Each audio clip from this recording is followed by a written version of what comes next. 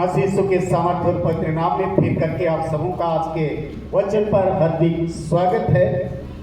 हमारे जीवन में दुख और सुख हमेशा लगा रहता है और बचपन से मृत्यु तक दुख हो या सुख ये एक दूसरे के पूरक है या सम्मिश्रण है। हम लोग ऐसा सोचते हैं कि कभी दुख आता है तो हम लोग परेशान हो जाते हैं, लेकिन ये दुख भी हमारे लिए परमेश्वर की महिमा के लिए है।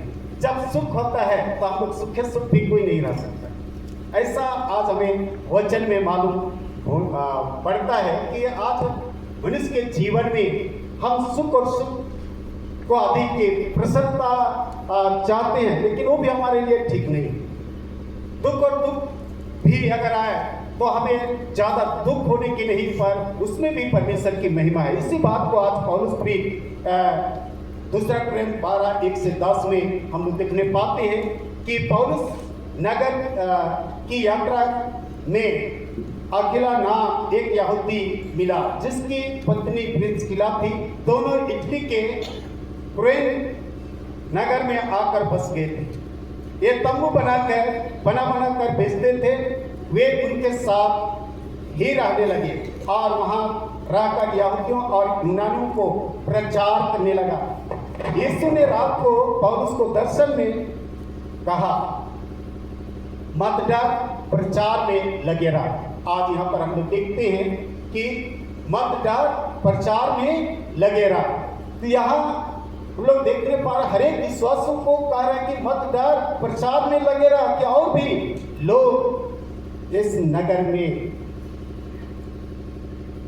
है जो मसीह को ग्रहण करने वाले लोग, मसीह के वचन को सुनने वाले हैं। इसलिए वहां पर 1.5 वर्ष तक रहा और एक बड़ी मंडली की स्थापना 1.5 वर्ष तक रहा और वहां पर एक बड़ी मंडली स्थापित किया और बहुत सारे यूनानी लोग प्रभु के वचन पर मन लगाते हुए विश्वास करने लगे। तो आज हमें बहुत सारे लोग मसीह के पास आए या मसीही बन गए।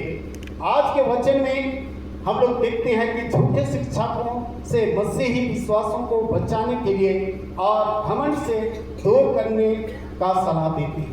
आज मसीही विश्वासों को घमंड से और झूठे शिक्षाओं से बचे रहने की सलाह देते हैं। और बहुत सारे झूठे शिक्षक हैं, उस समय भी थे जो झूठे शिक्षा देकर लोगों को बरगला देते थे और परमेश्वर के प्रेम से या परमेश्वर की संगति से या परमेश्वर के वचन से दूर रखते थे। नहीं, आज भी कई ऐसे झूठे शिक्षक लोग हैं जो अपने आप को बहुत बड़ा और दूसरे विश्वासों को तुच्छ और नीच जानते हैं। और ऐसे ही आज इस बात को लेकर आज पौलुस भी इसी बात को कहता है कि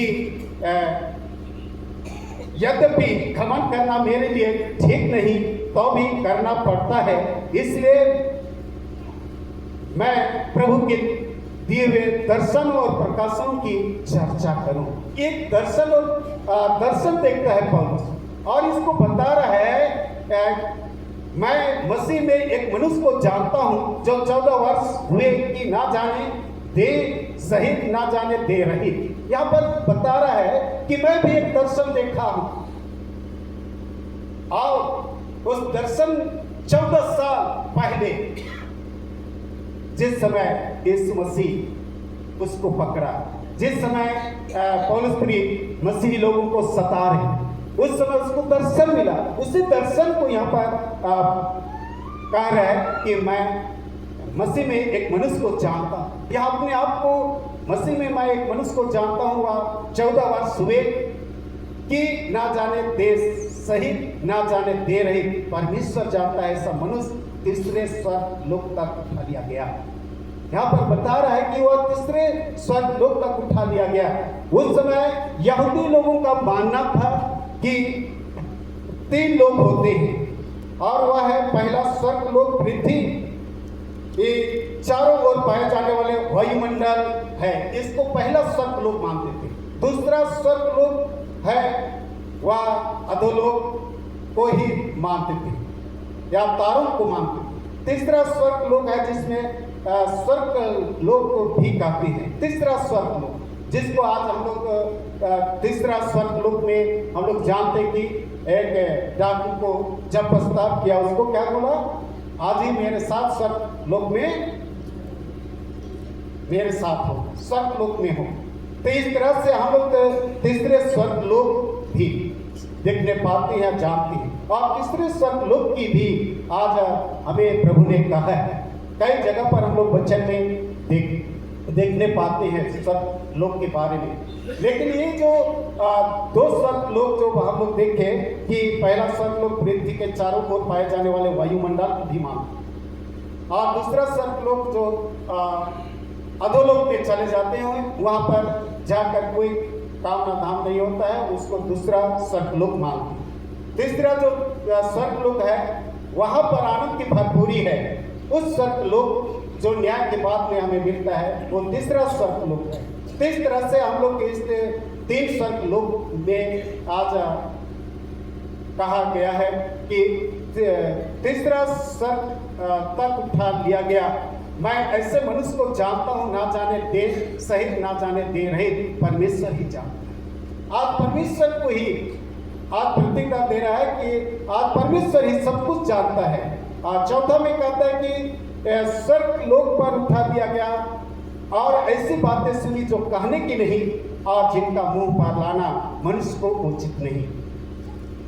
ऐसा परमेश्वर यह दर्शन दिया कि उसको मुंह परमेश्वर के वचन को मनुष्य के मुंह तक लाना उचित नहीं। क्यों?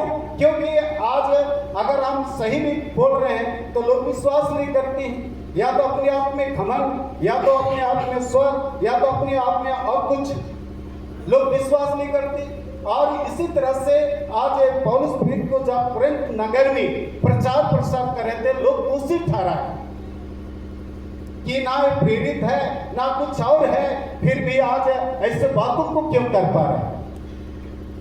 इस तरह से उनकी बातों पर जो परमेश्वर ने या यीशु मसीह ने उनको दर्शन में कहा, उस बातों को रखते हुए भी उन्होंने विश्वास नहीं किए और उनके जीवन में कई तरह के तर्क वितर्क या अविश्वासी निकले। पर आज हमें परमेश्वर का वचन जो हमें कह रहा है उस पर हम विश्वास करें। मसीही जीवन दीनता और नम्रता का जीवन होना चाहिए। आज हर एक लोगों को मसीही जीवन एक दीनता और नम्रता का जीवन होना चाहिए, ताकि आज हम सब कष्टों में, सब मुसीबतों में आज हम सह सकें। आज सब कष्ट या मुसीबत में हम धीरज धर सकें, और उसी में जब हम दुख तकलीफ में भी आज साहस करते हैं, उस तब हम घमंड कर सकते हैं। जैसा यीशु मसीह उस क्रूस काट पर जब उस कष्ट मुसीबत को झेलते हुए भी एक दूसरे के लिए क्षमा किया, तो अपने आप में वो घमंड कर सकते। आज मसीह में हमें घमंड करना है, अपने कार्य पर नहीं, पर मसीह में हमें घमंड करना है। परमेश्वर के वचन को जब हम जानते हैं और उसकी इच्छा के अनुसार चलते हैं, तब हम घमंड कर सकते हैं। आज हम लोग छोटे से वचन को जान लेते हैं, उसके बाद में आते हैं कि हम सब कुछ जानते हैं और हमारे जीवन में कई तरह के बुराइयां हैं, तो हम कैसे घमंड करें। आज परमेश्वर का वचन को जानना और हर परिस्थिति में धीरज धरना, दुख तकलीफ को सहना ही तो जीवन है, और उससे में घमंड करना चाहिए। आज हम दुख को सह नहीं पाते हैं और हम घमंड करते हैं कि हम जानते हैं, हम वचन को जानते हैं, हम अच्छा प्रचार करते हैं। प्रचार करने से नहीं, आज वचन को जानने से नहीं, पर वचन के अनुसार चलने के द्वारा से और हर परिस्थिति में आज धीरज धरने के द्वारा से ही आज हम घमंड कर सकते हैं। तो आज उसी तरह से आज पौलुस बताना चाह रहा है 5 में कि ऐसे मनुष्य पर जो मैं घमंड करूं, परंतु अपनी निर्बलताओं को छोड़ अपने विषय में घमंड ना करूं, क्योंकि यदि मैं घमंड करना चाहूं तो मूर्ख ना होऊंगा, क्योंकि सच बोलूंगा तो भी रुक जाता हूं। ऐसा ना हो कि जैसा कोई मुझे देखता है या मुझसे सुनता है, मुझसे उससे बढ़कर समझे। तो यहाँ पर हम लोग देखते हैं कि जब उसके जीवन में परेशानी आई, दुख तकलीफ आई, तो भी आज कह रहा कि मेरे निर्बलता में, मेरे कमजोरी में परमेश्वर की सामर्थ्य प्रकट होता है। जब जब हमारा मन टूटता है तब परमेश्वर काम करता है। जब हम निराशा में आते हैं तब हमारे जीवन में आशा की चिंगारी उत्पन्न होती है। जब हम टूट जाते हैं तो वह हमें छोड़ता है। जब हम निर्बल हो जाते हैं तब वह हमें बलवंत बनाता है। तो इसलिए आज निर्बलता में ही उसकी सामर्थ प्रकट होते हैं।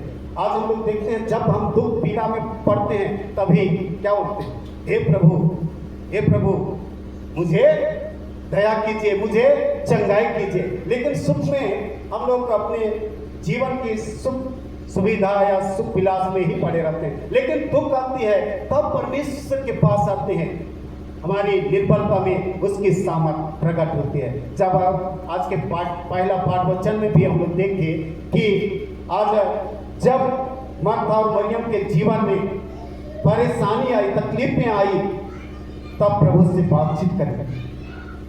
पहले भी बातचीत कर रहे थे लेकिन उस तरह का नहीं। लेकिन जब दुख और तकलीफ आए, उसकी भाई लाजर मर गए, उस समय प्रभु के पास आकर कहने लगे कि प्रभु गुरु, अगर आप रहते तो मेरा भाई नहीं मरता। तब कहता है कि पुनरुत्थान और जीवन मैं हूं, पुनरुत्थान और जीवन मैं हूं। तो भी कहते हैं कि वो तो अंतिम दिन में जी उठेंगे। तो मसीह में प्यारो, आज यहाँ पर प्रभु ने हमें कहा कि मैं ही हूं, अर्थात आज मैं सब कुछ कर सकता हूं। और उनकी उसी समय महिमा को प्रकट किया, उसी समय महिमा को प्रकट किया। अर्थात आज लाजर को जिलाया और अपनी महिमा को प्रकट किया। आज हमारे लिए भी उसी तरह से हमारे जीवन में अपनी महिमा को प्रकट करता है। जब हम संकट की घड़ी में रहते हैं, जब दुख तकलीफ में, मुसीबत में रहते हैं, तो अपनी महिमा को प्रकट करता है। आज कितने लोग प्रार्थना कराते हैं, कितने लोग आज प्रार्थना में लगे रहते हैं। परमेश्वर अपनी महिमा को प्रकट करता है, हमें हर प्रकार के दुख और तकलीफ से आज छुटकारा देता है। इसलिए कहता है कि आज हमें देखते हैं 8:7 में, इसलिए मैं प्रकाशनों की बहुत ऐसे भूल ना जाऊं, मेरे शरीर में एक कांटा चुभाया गया, अर्थात शैतान का एक धूप कि मुझे गुस्से मारे ताकि मैं भूल ना जाऊं। तो यहाँ पर हम लोग देखते हैं कांटा कौन सा, उसको शरीर में कांटा चुभाया नहीं गया, पर कांटा का शब्द है दर्द, क्लेश, संकट, निंदा या शारीरिक दुर्बलता। ये सारे चीज को आज प्रदर्शित करती है। और यहाँ पर पौलुस बताना चाह रहा है कि मैं 3 बार प्रार्थना कर रहा, फिर भी वह कांटा चुभाया हुआ जा नहीं रहा। हम लोग इसी तरह से प्रार्थना करते रहते हैं लेकिन बीमार नहीं जाता है, तो हम लोग के जीवन में निराशा आ जाती है, निराशा आ जाती है, हम लोग निकम्मा पड़ जाते हैं। लेकिन आज पौलुस के जीवन को हम लोग देखते हैं कि वो भी कांटा चुभाया, जो दर्द, पीड़ा, क्लेश, संकट, निंदा, ये सारी चीज आज कांटा के समान है, उसको सह रहा है और प्रार्थना कर रहा है कि इससे दुख से हम छुटकारा पाए, ये चुभाया हुआ कांटा से हम छुटकारा पाए। लेकिन वो आज चाह नहीं रहे। क्यों? क्योंकि आज शैतान उसकी परीक्षा, उसके जीवन को और अधिक निखार करना। जैसे हम लोग देखते हैं कि एक सोना को जितना आग में डाला जाता है, आग के भट्ठे में डाला जाता है, उतना अधिक क्या होता है? निखार होता है, उतना अधिक और शुद्ध होता है और उसका चमक और क्वालिटी और अधिक बढ़ जाता है। तो ऐसे ही मसीह में विश्वासी लोगों के जीवन में भी और अधिक निखार के लिए हम सबों के जीवन को तैयार करता है कि कितना गहरा में आज मसीही जीवन जी रहे, कितना वचन की गहराई तक में पहुंचा है, कितना मुझको याद करते हैं, मुझ पर कितना लगे रहते हैं। आज वचन पर कितना तक हम लोग जाते हैं। इसलिए शैतान आज छोड़ता नहीं। जितना प्रार्थना विनती में लगे रहे, जितना वचन में पढ़िएगा, उतना आपके जीवन में तकलीफें आए। क्यों? क्योंकि आपको और अधिक निखार करना चाहिए। अय्यूब के जीवन के बारे में सभी लोग जानते। अय्यूब जितना उसके शरीर पारिवारिक जीवन में दुख आई, शरीर में दुख आई, लेकिन परमेश्वर को छोड़ा नहीं। और बाइबल हमें बतलाते हैं कि वह खारा निकला। वो शैतान की ओर से परमेश्वर के पास जाके उससे छुट्टी मांगी और उसको दुख दी, तकलीफें दी, लेकिन परमेश्वर अय्यूब हिचकिचाया नहीं, पर प्रार्थना में लगे रहा। अपना पत्नी भी कहती है कि आपका परमेश्वर को छोड़ दीजिए, कितना दुख तकलीफ है, फिर भी वह नहीं माना और परमेश्वर पर विश्वास किया। और उसके विश्वास के द्वारा से, उसके खारेपन के द्वारा से, उसके जीवन में, अगर आप अय्यूब की किताब लास्ट अध्याय में पढ़िएगा तो उसके जीवन के लिए 2 गुना आशीष मिला। तो इस तरह से आज परमेश्वर हमारे जीवन के लिए आशीष देने के लिए तैयार है, हमारे जीवन को और अधिक के आगे बढ़ाने के लिए तैयार है, जब हम उस पर बने रहेंगे, उसके निकटता में रहेंगे, धीरज धरे रहेंगे, प्रार्थना में लगे रहेंगे। आज हमें परमेश्वर कभी हमारे जीवन में नकारात्मक नहीं सोचता है, पर हमारे जीवन के लिए भला ही सोचता है, जिसको मैं पौलुस की पत्री में ही देखेंगे। Efeसी 3 उसका 20 वचन में वहां पर लिखा है, अब जो ऐसा सामर्थ्य है कि हमारी विनती और समझ से कहीं अधिक काम कर सकता है, उस सामर्थ्य के अनुसार जो हम में कार्य करता है। यहाँ पर देखते हैं कि अब जो ऐसे सामर्थ्य है कि हमारी विनती और समझ से कहीं अधिक काम कर सकता है। हम जो जिसको मांगते भी नहीं है, उससे बढ़कर हमारे लिए परमेश्वर क्या करता है? काम करता है, आशीष करता है, ब्लेसिंग करता है। उसका सामर्थ्य बहुत अधिक। इसलिए आज हमें घबराना नहीं, पर हमें परमेश्वर के वचन पर दिन प्रतिदिन के जीवन में बने रहना है। इसलिए कहता है कि मेरा अनुग्रह तेरे लिए बहुत है, क्योंकि मेरी सामर्थ निर्बलता में सिद्ध होती है। परमेश्वर का अनुग्रह हम मनुष्य प्राणी के लिए बहुत अधिक है। आप एक बार गौर कीजिए, एक बार सोचिए, एक बार अपने आप को देख करके देखिए कि आप परमेश्वर का अनुग्रह हम में है कि नहीं। अगर परमेश्वर का अनुग्रह नहीं रहता तो हम इतने लोग नहीं आ पाते, आज जितना सांस में भी नहीं रहते। लेकिन उसकी अनुग्रह, उसकी दया है, उसकी प्रेम है, जो हमें हमारी निर्बलता में उसकी सामर्थ्य सिद्ध करती है, हमारे कार्यों में वह सिद्ध करता है, हमारे जीवन के हर एक के कार्यों में हमारी अगुवाई करता है, हर परेशानी में हमारी अगुवाई करता है। इसलिए हमें वचन पर मन लगाने, इसे आगे कहता है, इसलिए मैं बड़े आनंद से अपनी निर्बलता पर घमंड करूंगा कि मसीह की सामर्थ मुझ पर छाया करती रहे। परमेश्वर की सामर्थ मुझ पर छाया करते रहे। आज परमेश्वर के वचन पर हमें घमंड करना है, अपने धन पर नहीं, अपने बुद्धि पर नहीं, अपने दौलत पर नहीं, अपने बंगले पर नहीं, पर परमेश्वर के वचन पर घमंड कि वह हमारी निर्बलता में किस तरह से हमारी सहायता मदद करता है और हमारी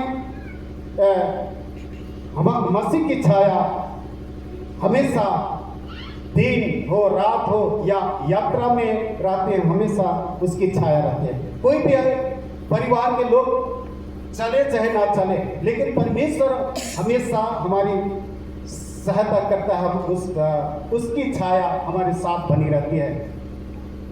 आगे हमें कहता है, इस कारण मैं मसीह के लिए निर्बलताओं में और निंदाओं में और दरिद्र में और उपद्रव में और संकटों में प्रसन्न। हर परिस्थिति में हमें क्या रहना है? प्रसन्न रहना है, खुशी रहना है। हम लोग दुख के समय में उहारते रहते हैं और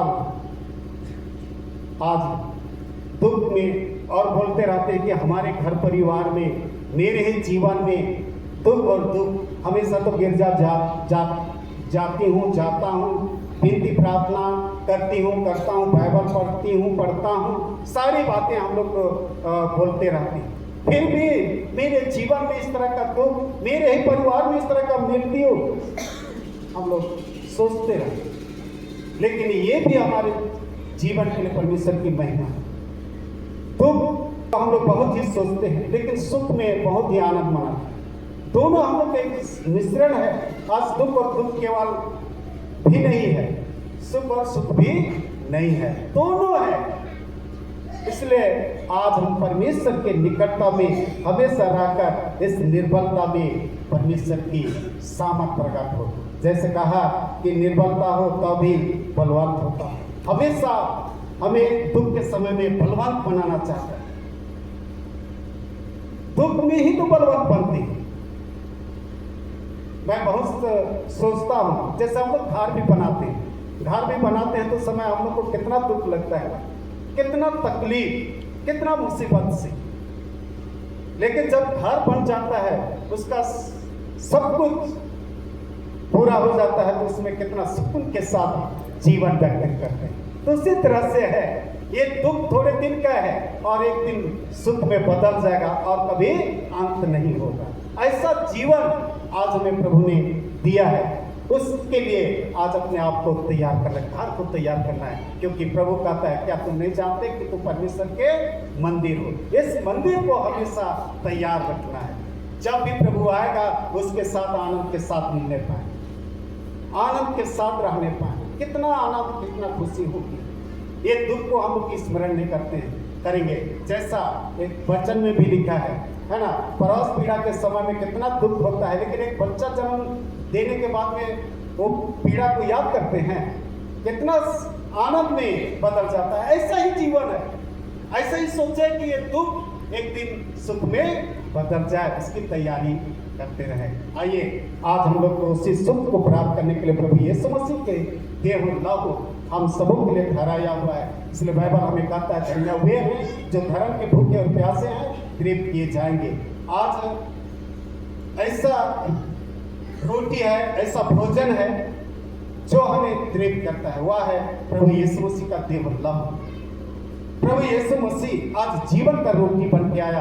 बाइबल हमें कहता है कि जीवन का रोटी मैं हूँ, इस रोटी में से खाना कभी भूखा नहीं होगा। लेकिन प्रभु यीशु मसीह ऐसा रोटी ठहराया है कि हम भूखा और प्यासा नहीं होंगे। वो अनंत जीवन का, उस सनातन का रोटी है, उस महिमा का सिंहासन का रोटी है। उस रोटी को हम लोग दीनता और नम्रता के साथ ग्रहण करें। अगर उसको दीनता और नम्रता के साथ नहीं ग्रहण करते हैं तो अपने आप में धोखा देते हैं। और एक दिन अगर आप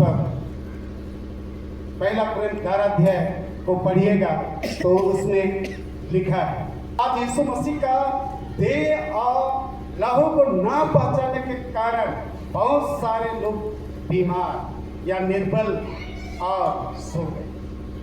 3 बातें वहां पर लिखा है, निर्बल और बीमार में, और कई लोग सो गए ना पहचानने के कारण। इसलिए आज हमें प्रभु यीशु मसीह की देह और लहू को हमें पहचानना है, निर्बल के लिए नहीं।